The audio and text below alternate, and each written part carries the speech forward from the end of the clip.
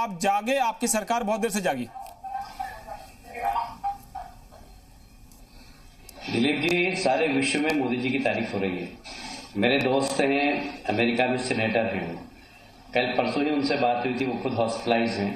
उन्होंने कहा कि मोदी जी जैसा नेता हमें चाहिए दुनिया के अंदर।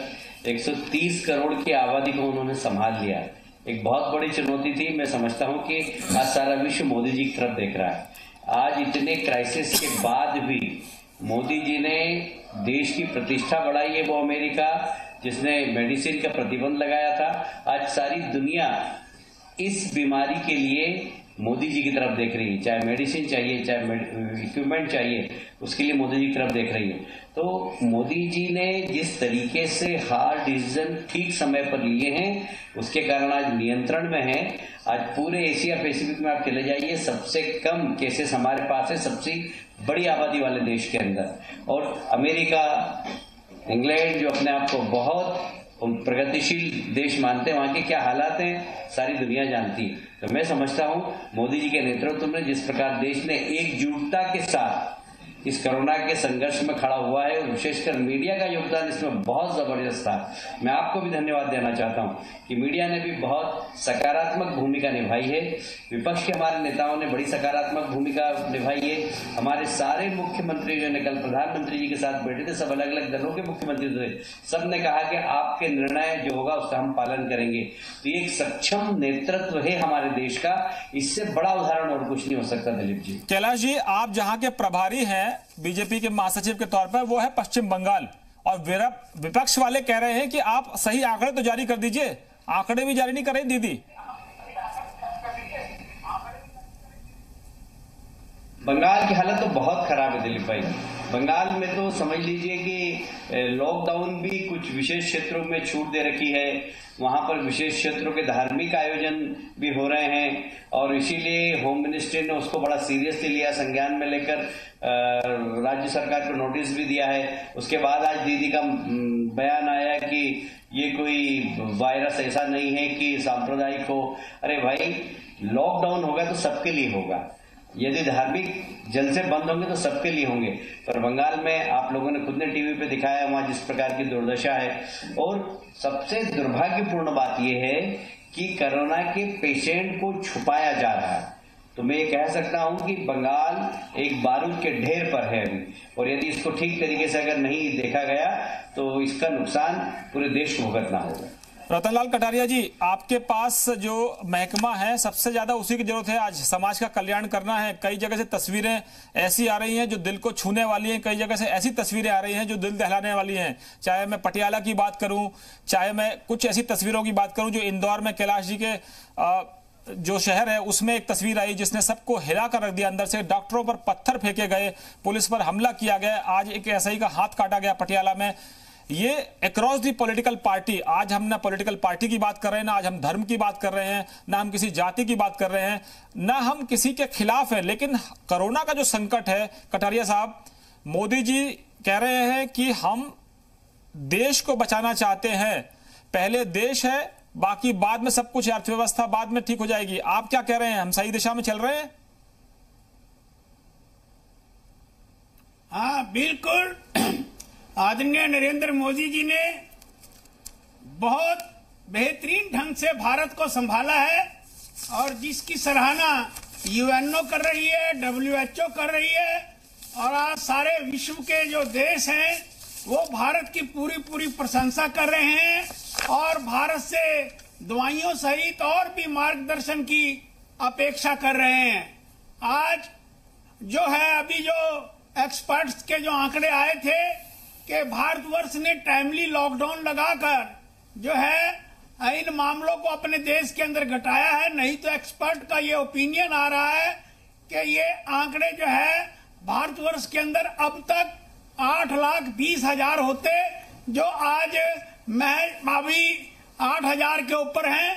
और अगर ये तबलीग वाला हादसा भारतवर्ष के अंदर ना होता तो भारत पहला देश बन जाता जो कोरोना कंटेनमेंट को करने में जो है सबसे पहले कामयाब हो जाता।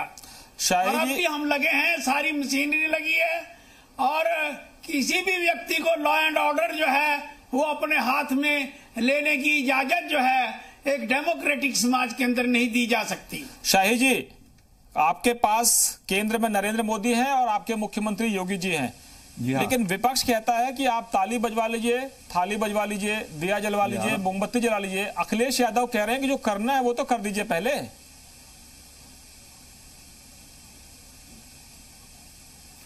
देखिए, विपक्ष जो कह रहा है वह इस गंभीर स्थिति को नहीं समझ रहा है और आलोचना के अलावा उसके पास कुछ बचा नहीं है, क्योंकि प्रधानमंत्री मोदी जी ने और मुख्यमंत्री योगी जी ने दोनों ने अपने अपने उत्तरदायित्वों का ठीक प्रकार से पालन किया और यही वजह है कि देश के भीतर कोरोना का फैलाव होने में काफ़ी संख्या सीमित रही है और उत्तर प्रदेश के भीतर भी संख्या सीमित रही है।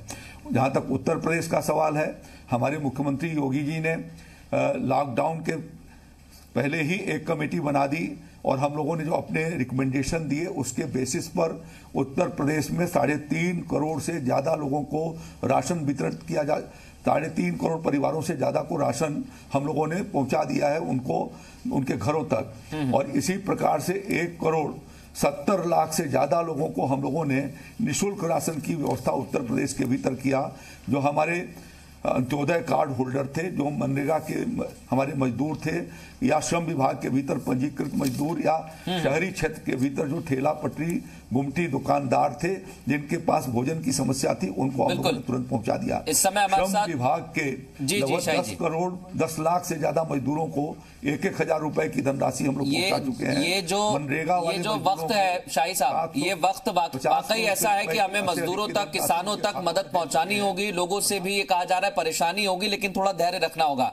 हमारे साथ इस समय मध्य प्रदेश के बीजेपी के प्रदेश अध्यक्ष बीडी शर्मा भी जुड़ गए हैं। मैं पहले सुबोध उनियाल साहब के पास जाऊंगा जो उत्तराखंड के कृषि मंत्री हैं, क्योंकि सुबोध उनियाल साहब, कहा तो ये जा रहा है, आप परेशानी देख रहे हैं, कई जगह मजदूरों को पैसे दिए जा रहे हैं, तो कई जगह पहाड़ पर हम दूरस्थ इलाकों में देखें तो वहां पर अब संकट यही है कि जो जरूरी सामान है वो कैसे पहुंचेगा। देखिए, जहां तक अगर खाद्यान्न की बात आप करेंगे तो हमारे यहाँ सफिशिएंट खाद्यान्न हर जनपदों के गोदाम में पहुंच चुका है और हम लगातार हमने एपीएल को भी, जिन लोगों को राशन का वो कहीं ना कहीं पर यूनिट के हिसाब से मैं समझता हूँ आंकड़ा कम था, हम लोगों ने उनको भी जस्ट डबल कर दिया और बीपीएल और अंत्योदय के अलावा हम एपीएल को भी दुगना राशन 3 महीने का देने का काम कर रहे हैं और हर जगह पर्याप्त खाद्यान्न है, पहली चीज। दूसरी चीज, जहाँ तक हमारे, क्योंकि हमारे प्रदेश में मुख्य जो किसान जो हमारे यहाँ है, हम लोगों ने कृषि निवेश केंद्रों के माध्यम से, हम लोगों ने औद्यानिक जो हमारे सचल देन उनके माध्यम से और कोऑपरेटिव सोसाइटीज के माध्यम से जो एग्रीकल्चर इनपुट है और उसके अलावा जो आपका जो एग्रीकल्चर से जुड़े हुए किसान हैं और जो व्यवसायी हैं, उन लोगों के लिए जनपद स्तर पर कंट्रोल रूम और प्रदेश स्तर पर कंट्रोल रूम स्थापित करने के साथ साथ हमने अपने मंडियों को भी सैनिटाइज करने का काम किया। हमने हर मंडी में 15 बाय 10 फीट का एक टनल बना करके जो भी व्यक्ति मंडी में जाएगा, चाहे वो किसान हो चाहे वो रिटेलर्स हो, उसको टनल के माध्यम से जाना पड़ेगा, जिससे कि उसको 100% सैनिटाइज करने से एक संक्रमण की अवस्था नहीं रहेगी। हमने उसके अलावा मंडी शुल्क को स्थगित करने का काम किया राज्य में। हम जब तक उनियाल साहब आपके पास लौट रहे हैं, उनियाल साहब आपके पास लौट रहे हैं। शाही जी के पास एक बड़ी खबर है, किसानों की फसल की खरीद कब से कर रहे हैं शाही साहब आप?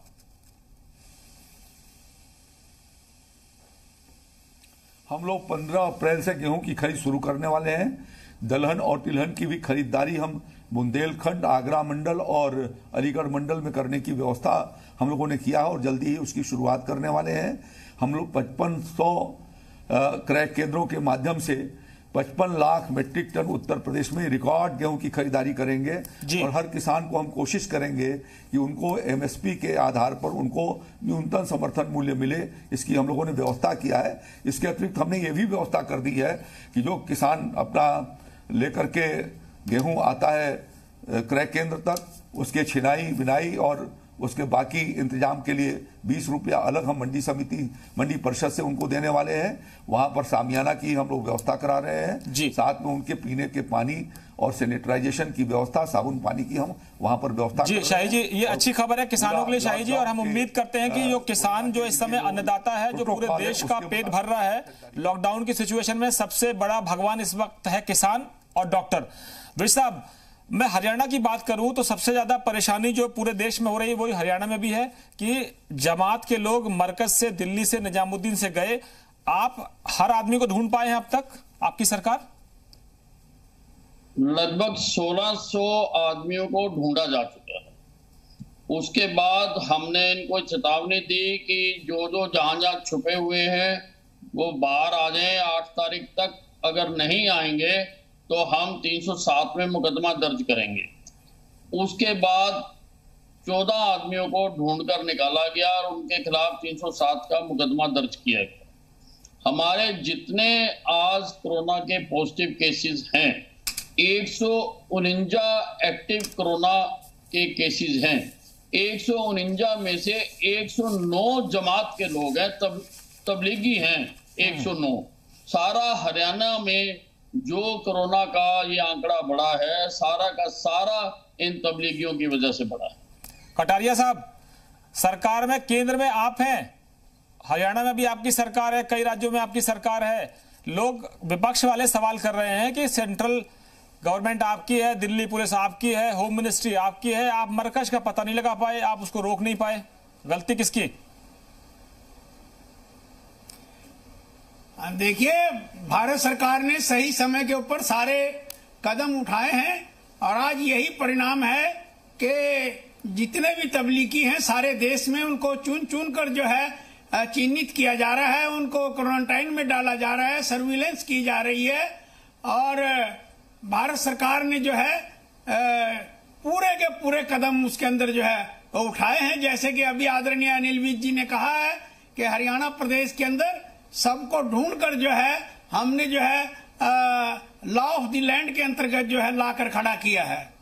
और इसी तरह से सारे देश की सरकारें, केंद्र सरकार भी है और राज्य सरकारें भी इसके अंदर बहुत बेहतरीन रोल अदा कर रही हैं। और हम तो ये कह रहे हैं कि ये जो कोरोना का जो मामला है, ये कोई एक अकेले बीजेपी पार्टी का थोड़ा है, ये तो राष्ट्र का एक मसला है और इसको हम सब मिलकर जो है हल कर रहे हैं।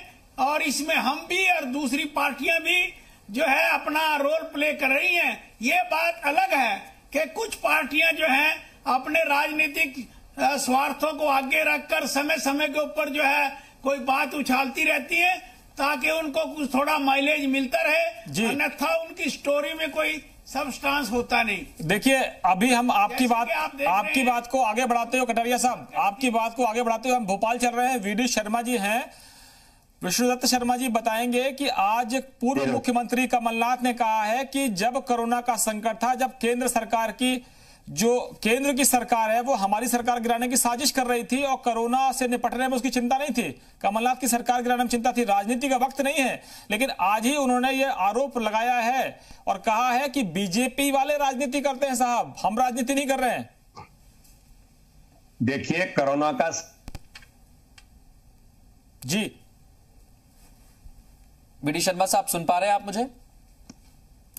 जब कमलनाथ जी की सरकार थी 15 दिन पहले इंदौर के अंदर कोरोना दस्तक दे चुका था। इनको न इस प्रदेश के किसी कानून व्यवस्था से लेकर के किसी भी प्रकार की चिंता इनको नहीं थी। ये अपने अंतर्द्वंद और अंतरकलह से पीड़ित थे। इनको किसी से कोई लेना नहीं था। ये तो अपने उस काम में लगे हुए थे। हॉर्स ट्रेडिंग से लेकर के सारी खरीद फरोख्त तो ये लोग कर रहे थे। आपको पता है दिलीप जी, आप बड़े गंभीरता से जानते हैं कि ये किसको खरीदने में, सारी चीजों को किस प्रकार से कमलनाथ जी लगे थे। और आज वो ये बात करने का प्रयास करते हैं, दुर्भाग्यजनक है। और जाकर के इंदौर में वो प्रयास करते हैं। मुझे इस पर बहुत कुछ कहने की जरूरत नहीं है, लेकिन मध्य प्रदेश के अंदर इस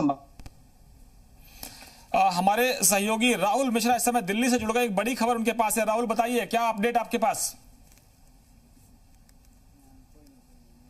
देखिए दिलीप जी, जो सबसे चीजें हैं कि यहाँ पर जो लॉकडाउन है, लॉकडाउन नहीं लॉक इन किया जाएगा। लॉक इन में रेड जोन, ऑरेंज जोन और ग्रीन जोन, जो एक सोर्सेज बता रहे हैं कि इसके हिसाब से बांटा जाएगा और उसी के हिसाब से इसको कहीं पे चिन्हित करके और वहां पर उसमें इम्प्लीमेंटेशन किया जाएगा। जैसे रेड जोन होगा उसमें आवाजाही किसी भी तरीके की नहीं रहेगी, किसी भी तरीके का कोई भी औद्योगिक यदि कहा जाए कि यदि जोन भी रहेगा तो वहां पर व्यापार नहीं होगा।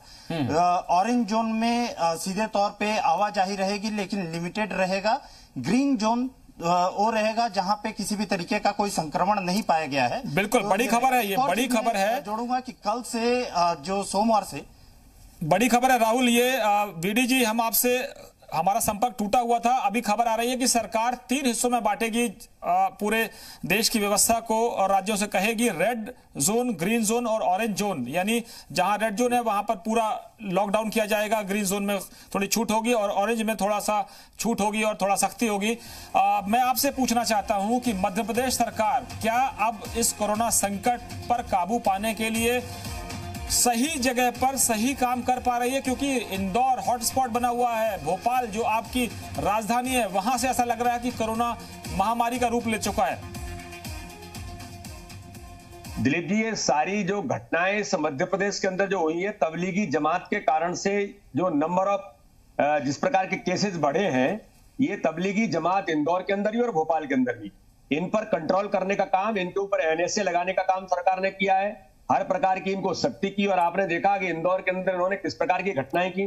ये बहुत दुर्भाग्यजनक था, लेकिन आज का समय यह है कि इन सारी चीजों को कैसे रोका जाए।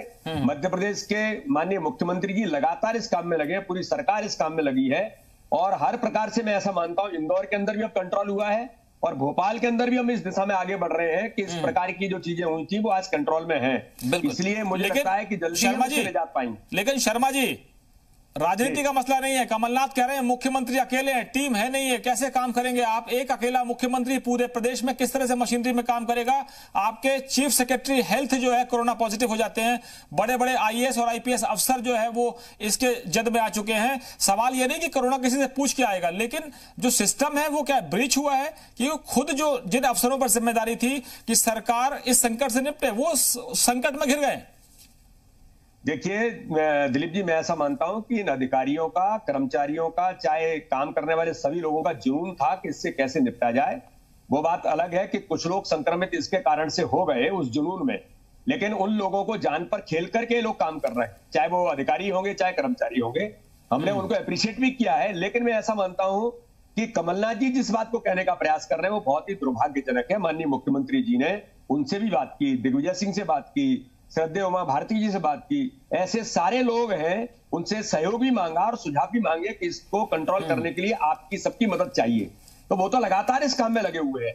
इसलिए इस तंत्र में मैं ऐसा मानता हूं कि मंत्रिमंडल से ज्यादा बड़ी संख्या में एकजुट होकर के टीम के साथ सारा तंत्र लगा हुआ है, सारे विधायक लगे हैं, सारे सांसद लगे हैं, सारे समाज के लोगों को भी इसमें आगाह कर, उनको आगे लाने के लिए अपील भी की है, सरकार ने भी की है, हम सब लोग भी इस काम में लगे हुए हैं। जी, बड़ी टीम मध्य प्रदेश के अंदर काम बिल्कुल।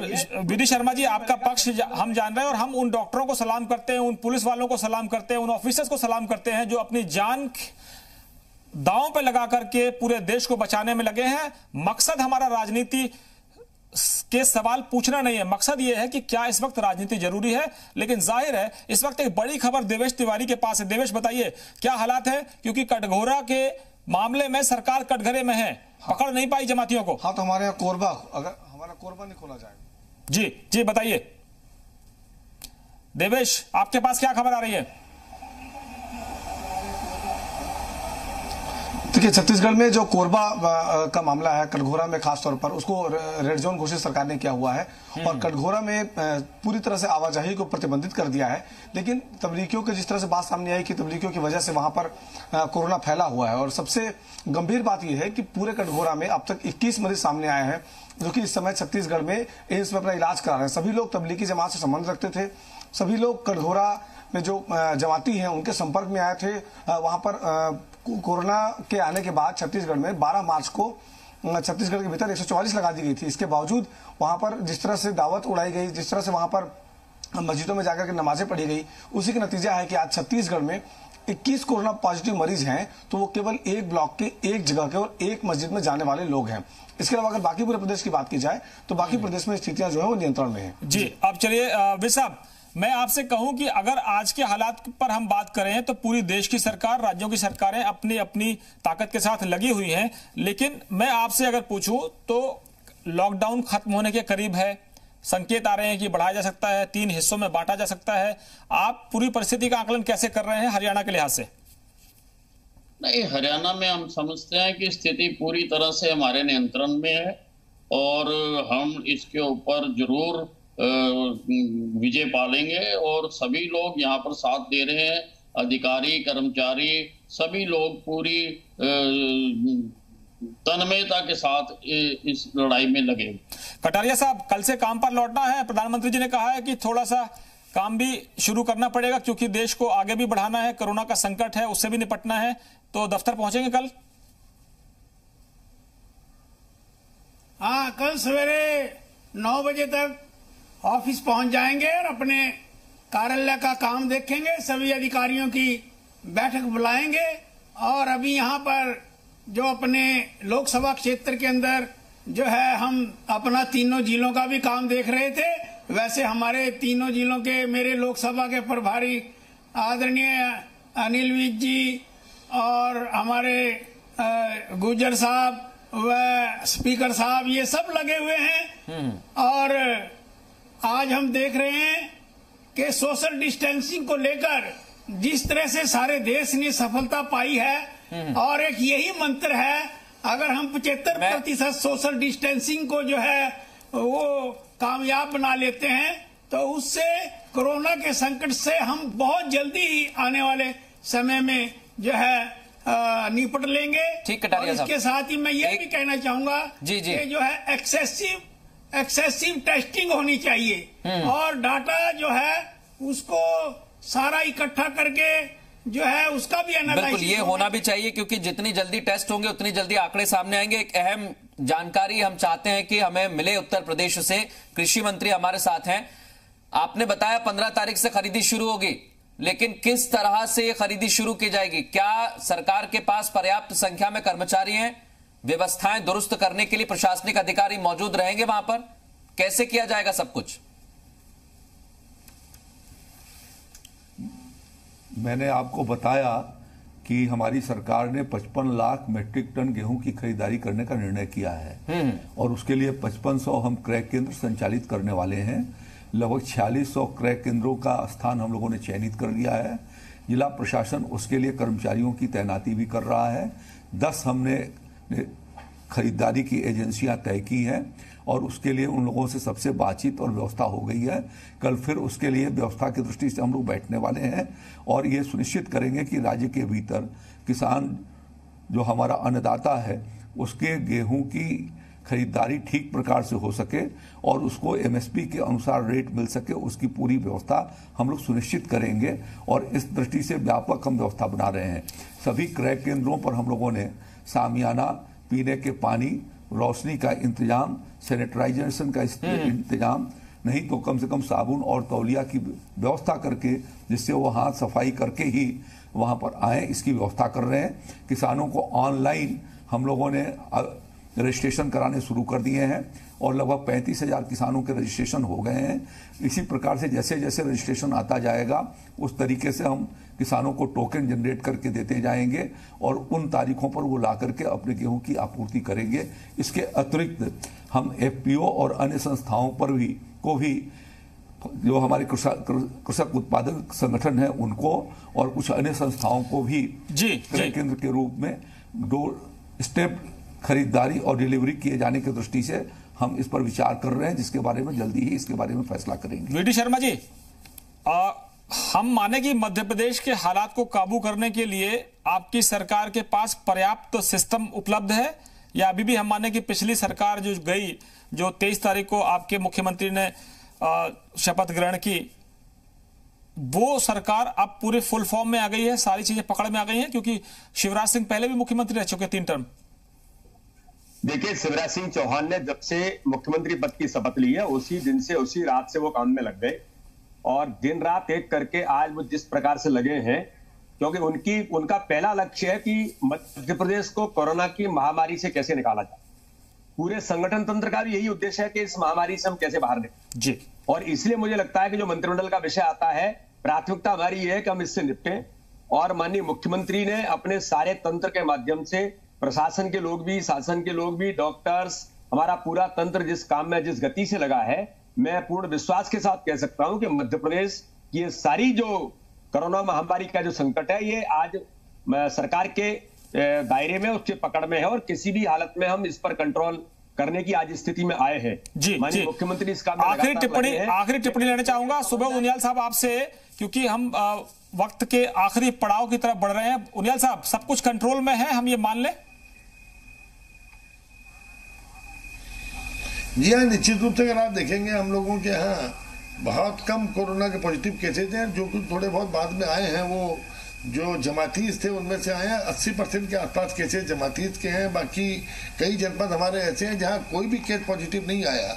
और हम लोगों ने जिस तरह से नियंत्रण में किया है, खाद्यान्न की व्यवस्था को, किसान की व्यवस्था को, मेडिकल फैसिलिटीज को, निश्चित रूप से हम लोग पूरी तरह आश्वस्त है कि हम कोरोना पे जीत पाएंगे। वैसे साहब, आपकी टिप्पणी के साथ इस कार्यक्रम का समापन करेंगे। कानून के हाथ लंबे हैं हरियाणा में या पड़ोस में हाथ काट दिए जाते हैं?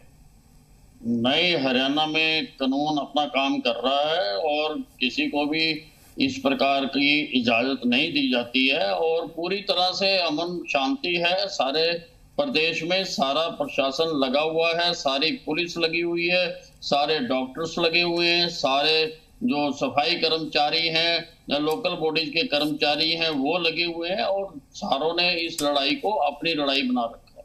बहुत धन्यवाद आप सभी का। सूर्य प्रताप शाही जी, उनियाल साहब, अनिल विज साहब, कटारिया साहब, वीडी शर्मा जी, आपके कंधों पर बड़ी जिम्मेदारी है। मध्य प्रदेश की निगाहें आपकी सरकार पर लगी हुई हैं और हमारे दो सहयोगी देवेश तिवारी और राहुल मिश्रा जो हमारे साथ जुड़े हुए थे, बहुत बहुत शुक्रिया। शाही जी, हम उम्मीद करते हैं कि हम सब मिलकर कोरोना की जंग से लड़ पाएंगे। राजनीति का वक्त बहुत मिलेगा, लेकिन इस वक्त देश की दुआएं हैं कि हम सब मिलकर इस मकसद में कामयाब हो जाएं कि कोरोना को हराना है, क्योंकि हम लॉक हो सकते हैं, डाउन नहीं, क्योंकि हम हैं हिंदुस्तानी, हम हैं इंडियन।